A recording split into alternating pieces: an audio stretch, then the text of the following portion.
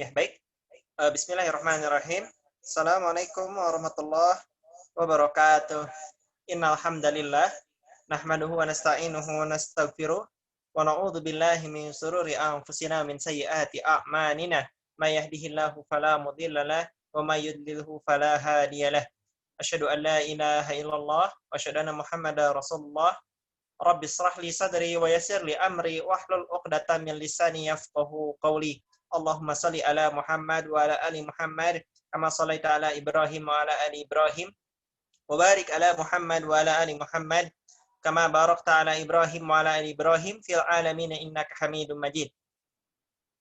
Insyaallah pada pertemuan kali ini kita akan membahas materi ke-26 yaitu terkait dengan menuju perang Uhud. Mohon maaf juga ya, materinya agak terlambat. Saya berharap sebenarnya maghrib sudah terkirim, namun ternyata jadi telat sampai Isya. Bagi teman-teman yang ingin punya bukunya, ini salah satu contoh buku yang saya punya ya, Sirah Nabawiyah, bisa dibaca. Sirah Nabawiyah, Rahiqul Maktum, ada banyak di toko buku. Ini isinya kurang lebih 600 halaman, sudah diterjemahkan ke bahasa Indonesia. Memang ada banyak versi cetakannya, insya Allah buku ini sangat bermanfaat dan harus dipelajari bagi teman-teman yang ingin mendalami Islam. Rasanya tidak mungkin kita memahami Islam secara utuh kalau tidak memahami sejarah Nabi kita sendiri, Sirah Nabawiyah, dari Rasulullah sebelum wafat sampai dari Rasulullah sebelum lahir sampai setelah wafatnya. Buku ini sangat penting karena dulu saya pertama kali membacanya itu di waktu saya masih kuliah, dan itu langsung saya terbuka banyak sekali hal-hal yang sangat penting dalam Islam, itu baru dapat kita pahami setelah kita membaca Sirah Nabawiyah secara utuh. Jadi insya Allah kalau teman-teman, saya sangat mendukung teman-teman semua untuk memiliki buku Sirah Nabawiyah tersebut. Cetakannya banyak ya, tidak perlu harus yang seperti saya, silahkan. Ada banyak cetakan yang membahas, yang mencetak, mentranslate kitab Sirah Nabawiyah Rahiqul Maktum ke dalam bahasa Indonesia dengan berbagai tampilan, walaupun isinya sebenarnya ya kurang lebih itu lagi. Baik, sebelumnya kita bacakan dulu Quran. A'udzubillahi minasyaitonirrajim. Bismillahirrahmanirrahim. Ya ayuhan nasu taqu rabbakumul ladzi khalaqakum min nafsin wahidatin wa khalaqa minha zawjaha wa batha minhuma rijalan katsiran wa nisaa'a. Wattaqullaha alladzi tasaaluna bihi wal arham. Innallaha kana 'alaikum raqiba.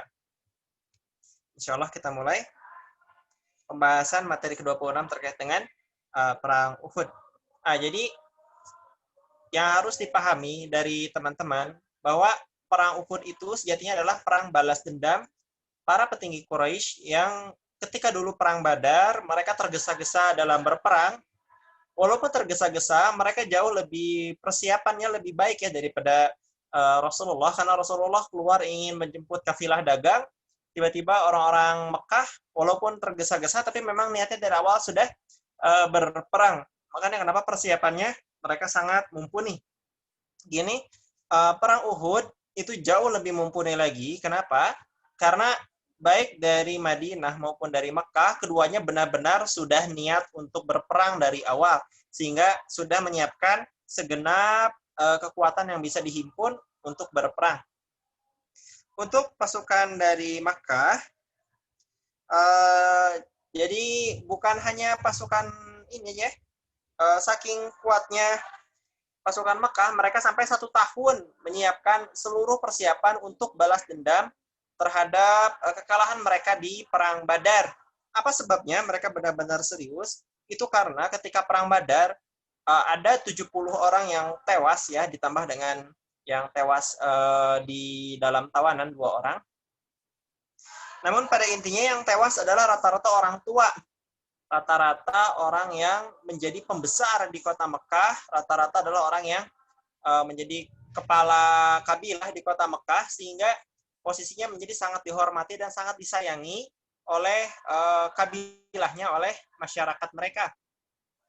Di antaranya adalah misalkan Abu Jahal. Abu Jahal bin Hisham itu punya anak Ikrimah bin Abi Jahal. Teman-teman nanti bisa mempelajari bahwa Ikrimah belakangan sekali akan masuk Islam. Tapi selama kehidupan setelah Perang Badar, Ikrimah benar-benar memusatkan perhatiannya untuk memusuhi Islam, di antaranya termasuk di Perang Uhud ini. Kemudian ada Sofwan bin Umayyah bin Khalaf. Sofwan ini sampai saking besarnya permusuhannya pada Rasulullah, sampai Rasulullah sudah menjatuhkan hukuman mati pada Sofwan, namun ternyata Sofwan kabur dari Mekah dan dibujuk, akhirnya dia masuk Islam, akhirnya hukuman matinya tidak jadi.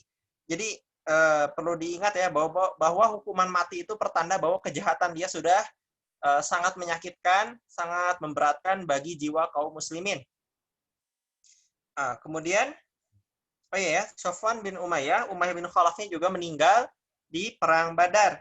Kemudian ada Abu Sufyan bin Harb yang di Perang Badar, ia yang dikejar-kejar karena dia yang memimpin kafilah dagang orang-orang Quraisy. Kini ia membalas karena teman-teman sudah saya ceritakan sebelumnya, mereka terus kesulitan berdagang ke Syam sampai harta mereka itu hampir habis di kota Mekah. Bahkan ketika mereka memutar ke Najd, jadi kalau teman-teman gimana ya ngejelasinnya? Jadi kalau Syam itu ada jauh di utara, kalau Najd itu di timur. Kebayang ya? Jadi Mekah itu di timurnya Najd, di utaranya ada Syam, di dekat di antara Syam dan Mekah ada Madinah. Mereka sampai memutar jauh. Berarti perjalanan bisa ya sebutlah mungkin tiga kali lebih jauh daripada trek yang biasanya. Dan ternyata setelah jauhnya perjalanan itu saja tetap tertangkap oleh kaum muslimin, sehingga makin menyayat hati ya apa yang terjadi. Ekonomi Mekah tidak punya hal lain yang bisa diharapkan selain perdagangan. Peternakan terbatas. Perkebunan pun Mekah bukan kota yang subur. Walaupun di sana banyak buah berkat doa dari Nabi Ibrahim, tapi buahnya adalah dibawa dari luar kota Makkah. Makanya kenapa Abu Sufyan marahnya berlipat-lipat sebagai kepala suku yang hartanya malah jadi banyak berkurang. Apalagi sudah ada perang sawik yang artinya adonan gandum ya. Teman-teman sudah bahas kemarin bahwa Abu Sufyan itu memerangi Madinah bersama 200 tentara berkuda. Ternyata di sana dia malah dikejar Rasulullah dan harus meninggalkan banyak makanan, sawik-sawik, karung-karung adonan makanan, adonan tepung, sehingga ia kerugian banyak dari perang sawik tersebut. Kemudian apa lagi ya? Ada Abu Sufyan, ada Hindun. Hindun itu adalah istri dari Abu Sufyan. Hindun ini menderita sangat pelik. Kenapa? Karena Hindun punya ayah, yaitu Utbah bin Abi Rabi'ah. Hindun punya paman, namanya Syaibah bin Abi Rabi'ah. Kemudian punya namanya Al-Walid bin Utbah bin Abi Rabi'ah. Semuanya tewas dalam perang Badar. Makanya kenapa Hindun marah sekali. Bayangkan teman-teman. Teman-teman punya ayah, punya paman, punya saudara. Itu kalau semua hilang dalam satu perang, pasti rasanya sangat menyakitkan sekali. Apalagi yang memerangi muslimin adalah, apalagi yang memerangi orang-orang Quraisy adalah keluarga mereka sendiri dari muslimin. Sudah saya ceritakan ya bahwa dalam muslimin waktu itu ada Abu Huzaifah yang mana itu merupakan saudara dari Hindun. Ternyata Abu Huzaifah malah jadi kubu musuh. Makanya kenapa sudah keluarga meninggal, ternyata yang membunuh adalah sesama keluarga sendiri, yaitu dari kaum muslimin. Makanya kenapa Hindun marahnya berlipat-lipat.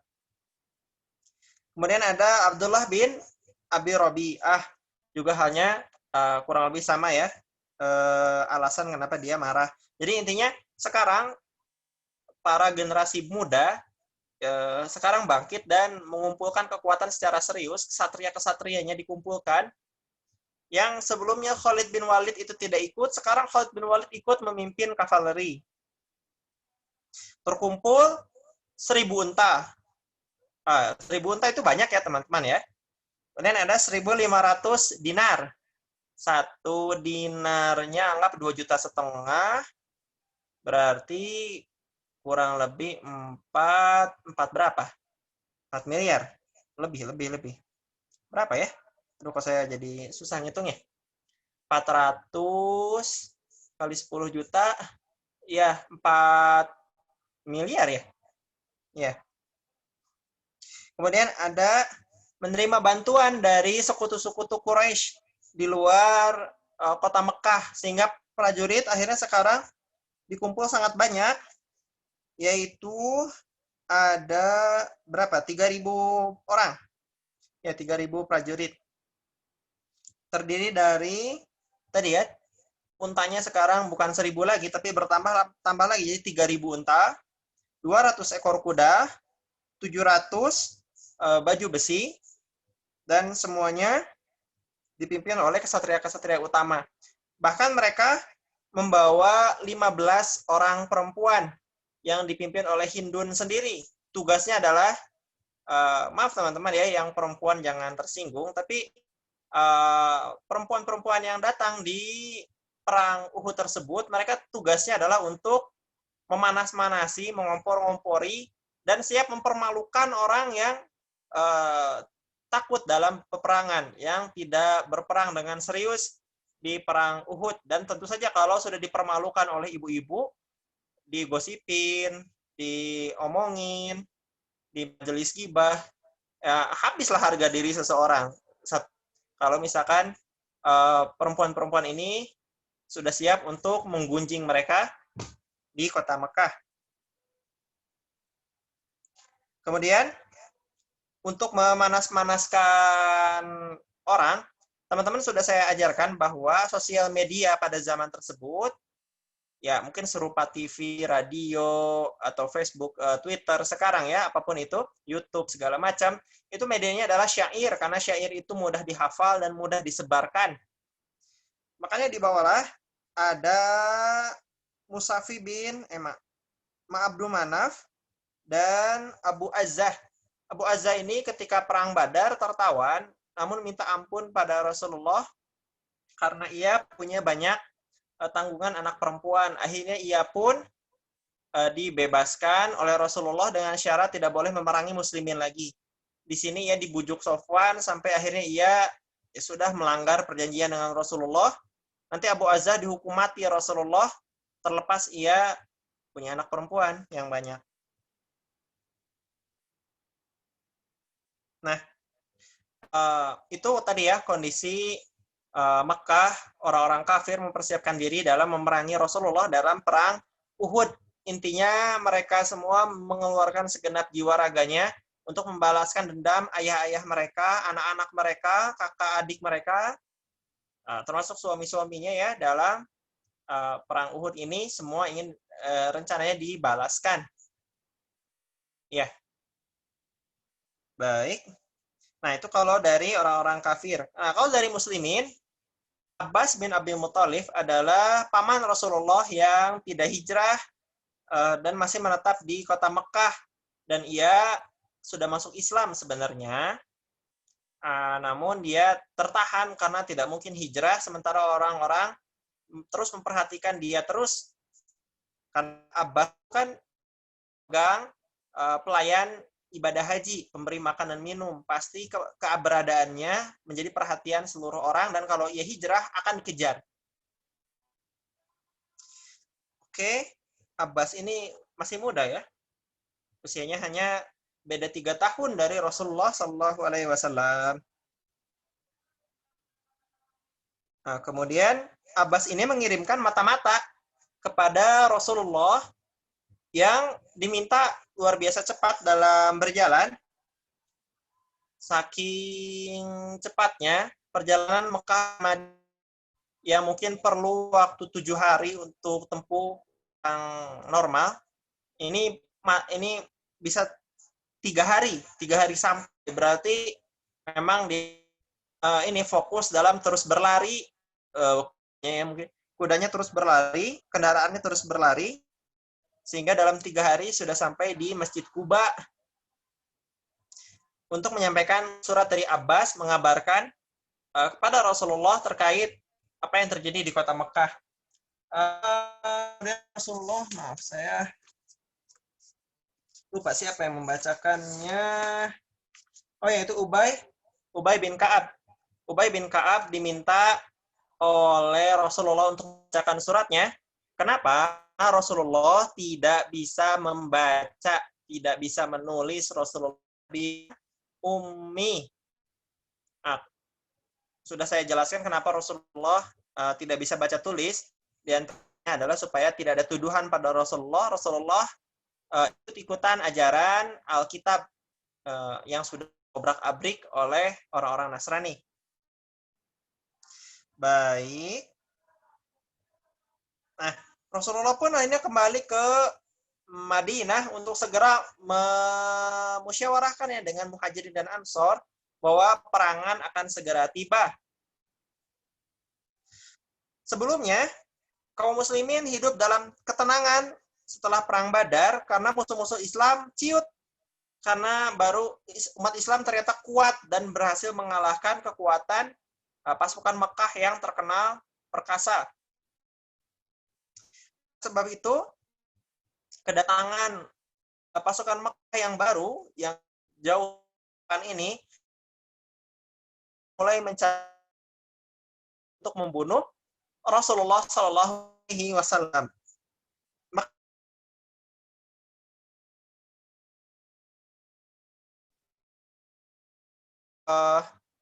Sahabat-sahabat supaya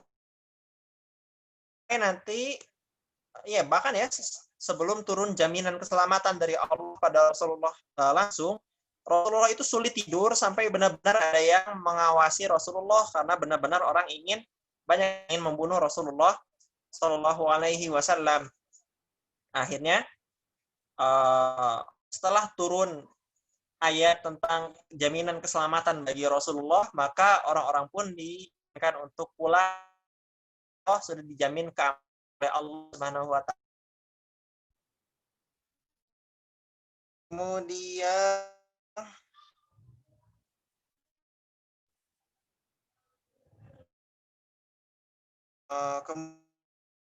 kan karena ini ya tidak perlu sembunyi-sembunyi, maka pasukan Quraisy dari Madinah itu lewat jalur utama supaya sampai di daerah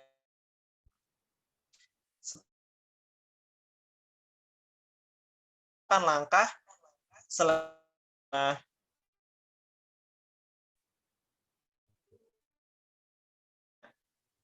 di sini ada hal yang saya ajar teman-teman bahwa dalam mimpi bohongan, bahwa mimpi firasatul mu'minin al-haq. Jadi firasat muslim itu ada kebenaran, tentu derajatnya tinggi ya dari Allah Subhanahu wa Ta'ala. Mungkin kalau kata bahasa hadis itu menjadi wali Allah. Wali Allah itu yang ibadah wajibnya sudah disempurnakan dan amal sunnahnya banyak. Makanya kenapa? Yuk kita menjadi wali Allah, kita sempurnakan ibadah wajib kita maksimalkan waktu luangnya untuk ibadah sunnah, tidak ada waktu yang sia-sia untuk menjadi amal bagi bagi Allah Subhanahu wa Ta'ala, karena kalau jadi wali Allah nanti doa-doanya mustajab. Nah, termasuk ini ya, kembali lagi ke topik, yaitu Rasulullah itu sama mirip kisahnya seperti Nabi Yusuf, banyak mimpi yang Rasulullah tafsirkan.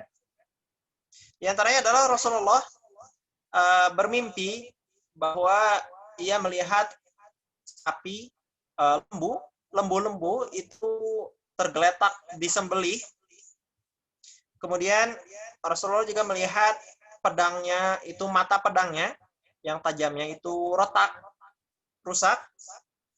Kemudian Rasulullah juga bermimpi memasukkan tangannya ke dalam baju besi.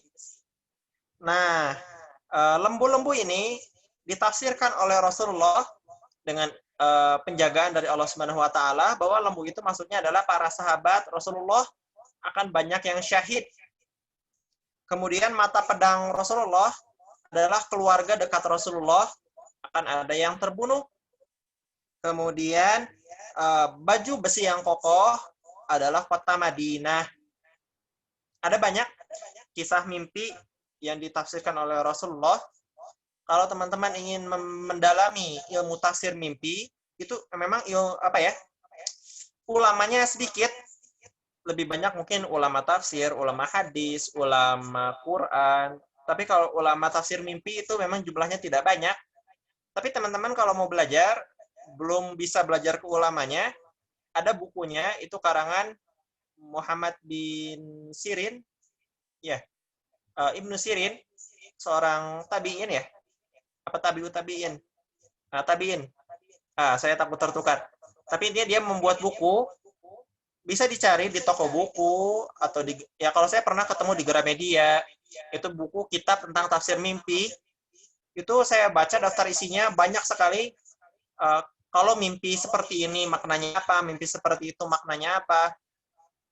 Dan perlu digarisbawahi bahwa mimpi yang sama bagi orang yang berbeda, tafsirnya bisa berbeda. Karena mimpi tergantung dengan keseharian seseorang. Jadi apa yang biasa ia lakukan, dapat mimpi sesuatu, bisa jadi artinya sesuatu. Misalkan kalau ada dulu ya, ini sekitar ini ya, maaf kita agak sedikit keluar dari tema.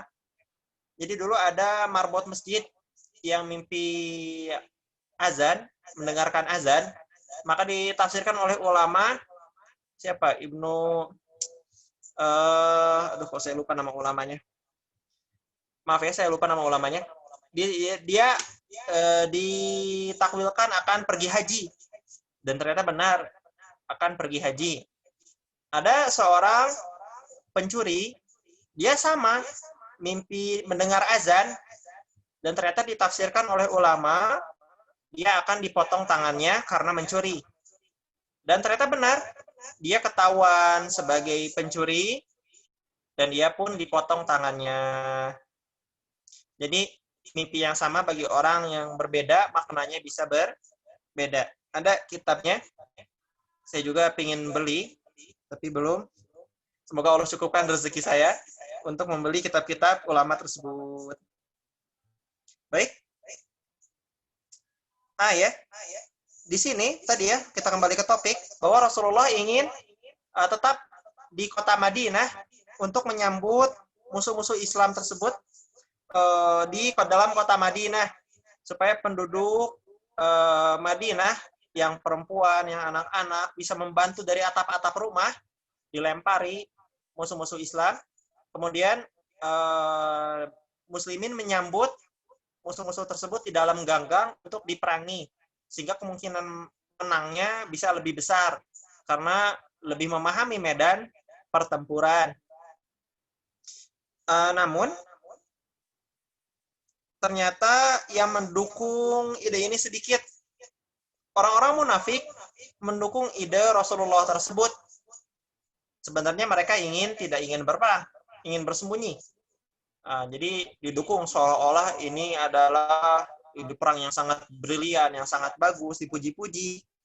Padahal mereka sebenarnya takut. Nah, kalau sahabat Nabi yang tidak ikut perang Badar, mereka cemburu dengan Ahlul Badar, dengan para Badri.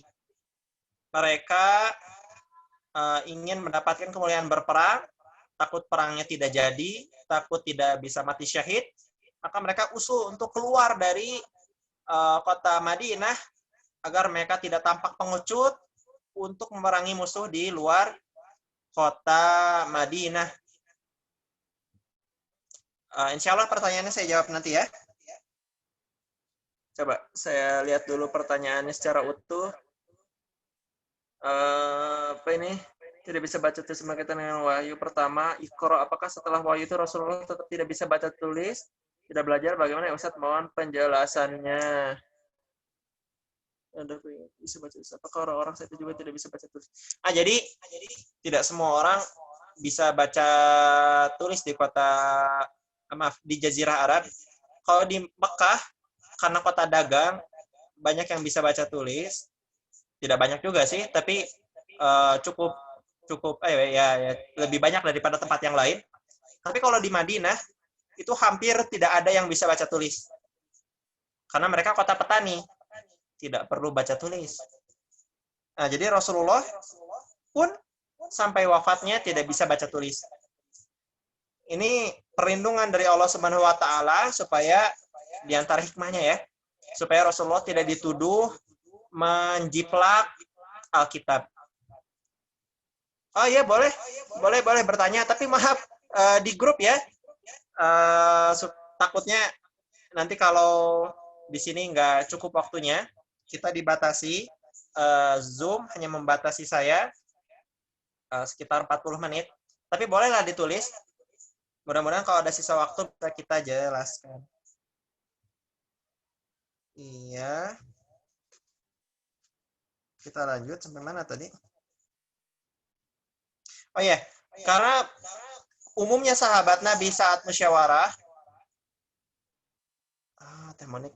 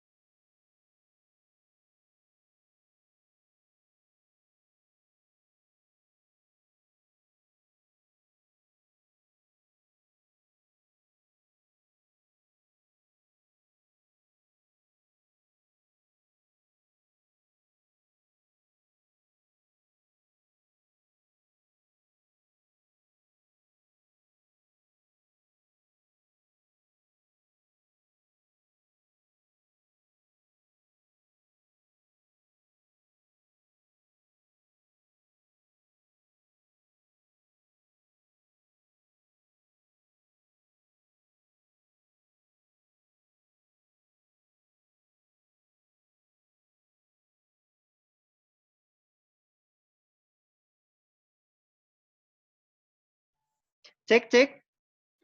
Cek, cek, cek, cek. Cek.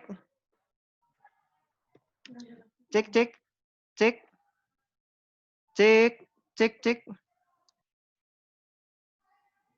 Apa sudah terdengar? Maaf ya, ada gangguan. Mau saya nyalakan lagi? Mohon maaf teman-teman, saya tidak sengaja. Ini pertanyaannya di-copy ke ini ya, ke grup WA ya, supaya bisa saya jawab di grup WA. Saya khawatir tidak terjawab kalau di sini. Jadi sebelum grupnya hilang, grupnya ke cancel, bisa di-copy paste ke grup.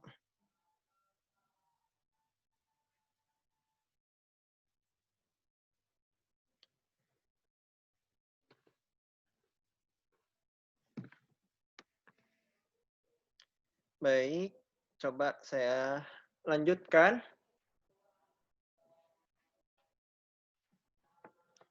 Sudah nampak ya? Nah, cuman goyang-goyang. Saya harus siapkan HP-nya dulu.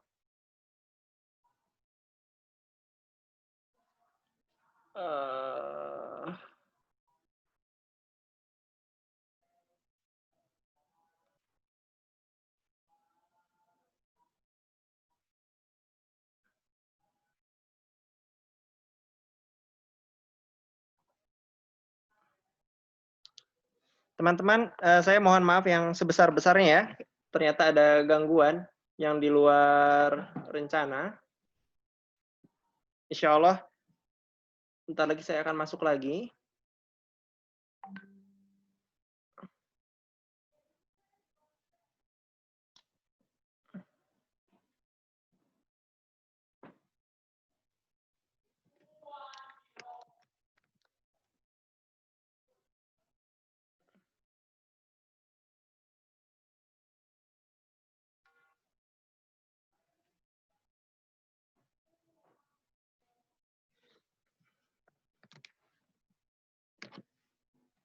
Terima kasih sudah menunggu.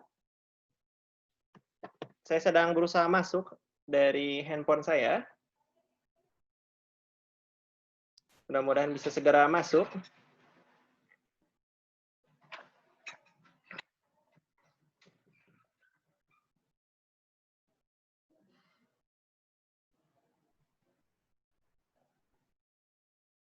Ya, cukup berat ternyata.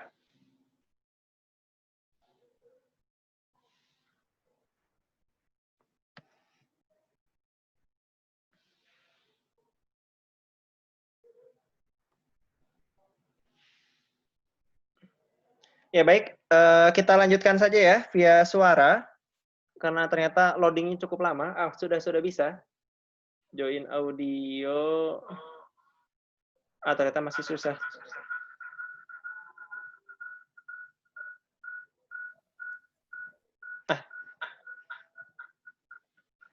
Baik, saya coba lanjut dari laptop saja. Tapi suaranya akan tidak jelas.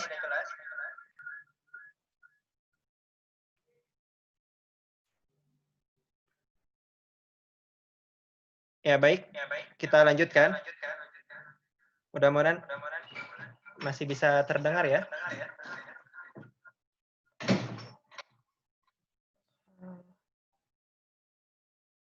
Cek.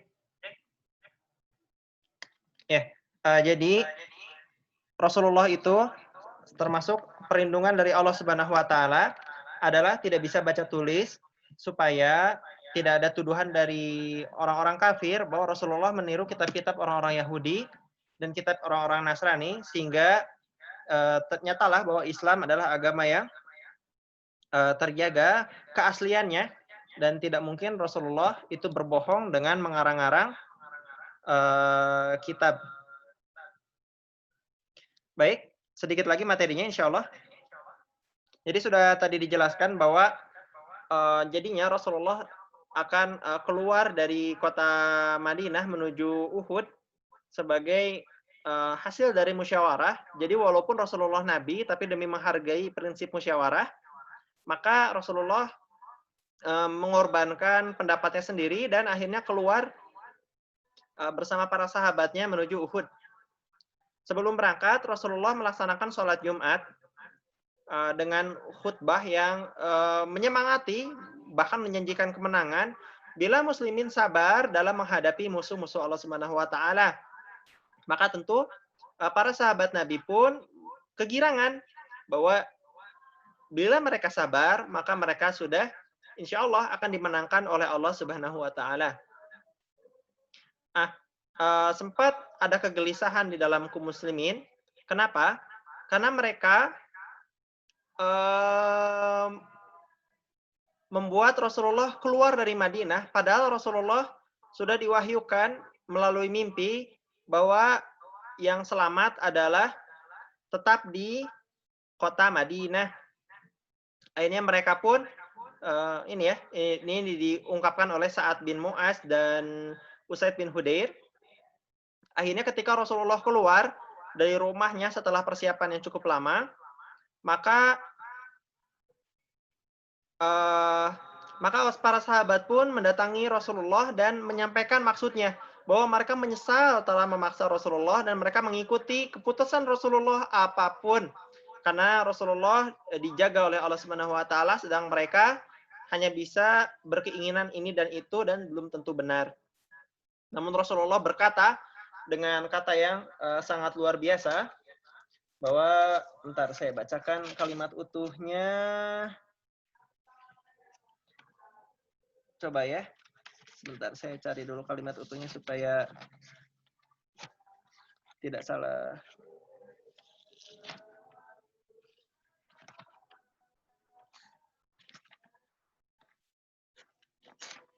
Intinya adalah tidak pantas. Nah ini.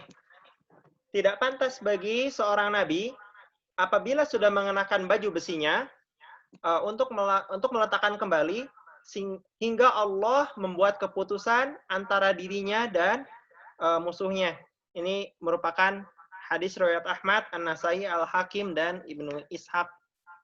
Jadi memang merupakan salah satu apa ya, adab dari kenabian yang Rasulullah ajarkan, bila fa'iza azamta fatawakkal 'alallah. Jika kita sudah berazam, sudah bermusyawarah, sudah berketetapan tekad, maka jangan terombang-ambing lagi. Terus bertawakal pada Allah Subhanahu wa taala melaksanakan niat tekad tersebut. Baik, itu yang bisa saya sampaikan malam ini. Mudah-mudahan teman-teman bisa ini ya, bisa memahami materinya. Sekali lagi saya peringatkan, bagi yang ingin bertanya, mohon pertanyaannya di-copy dan dipindahkan ke grup WhatsApp, karena kalau sudah di-cancel grupnya, nanti akan hilang juga pertanyaan yang panjang yang sudah tertulis. Alhamdulillah, pada hari ini ada 8 peserta yang hadir. Terima kasih teman-teman. Mari kita tutup dengan salawat kepada Nabi kita yang mulia, dengan salawat yang Rasulullah ajarkan, salawat Ibrahimiyah.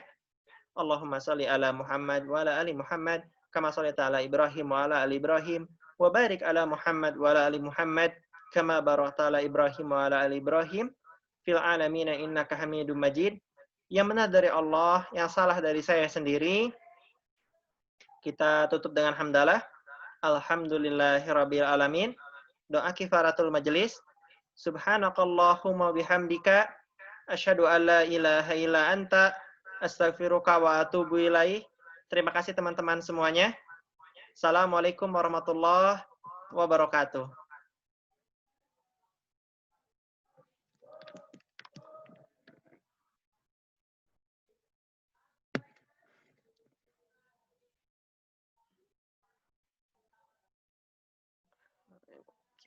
And